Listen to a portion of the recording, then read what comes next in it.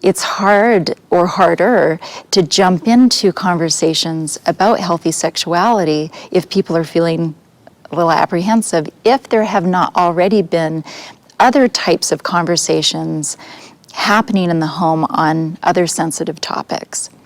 So this is really something that's not a one-time event. It's layered little by little over the lifespan of a child and integrated into family life with a variety of types of conversations.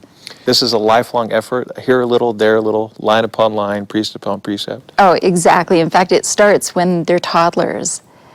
And in the Parent's Guide, which is such an outstanding resource that the church has published, it starts when they are infants and layers those lessons and guidance for parents until courtship and marriage as young adults. Yeah. Is there any other aspect of the gospel we do that with, that we think a single lesson or a single talk would be sufficient? And in some ways, that's one of our biggest problems here, I think, is when we make sexuality into this separate topic. It's this separate part of life.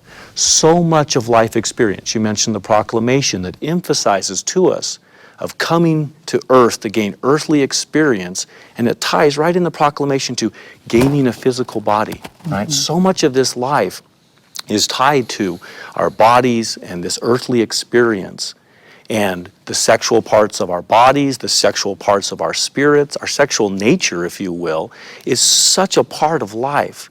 So if we separate that and make it this separate topic, something we have to do a lesson on once a year to the youth, but that's all we go there. We don't interconnect it, and it is in the relationship. And so then when we talk about a whole range of topics, when we talk about the word of wisdom, we talk about modesty, we talk about all of these things are all tied together.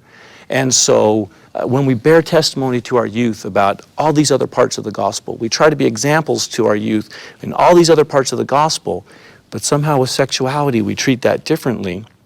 We unintentionally give them the message that we're uncomfortable with it, that's not a divine part of who they are, all sorts of things. So in some ways, if we don't teach, we are teaching, and almost assuredly not the messages we want to teach. The wrong message, absolutely. The absence of teaching is a form of teaching.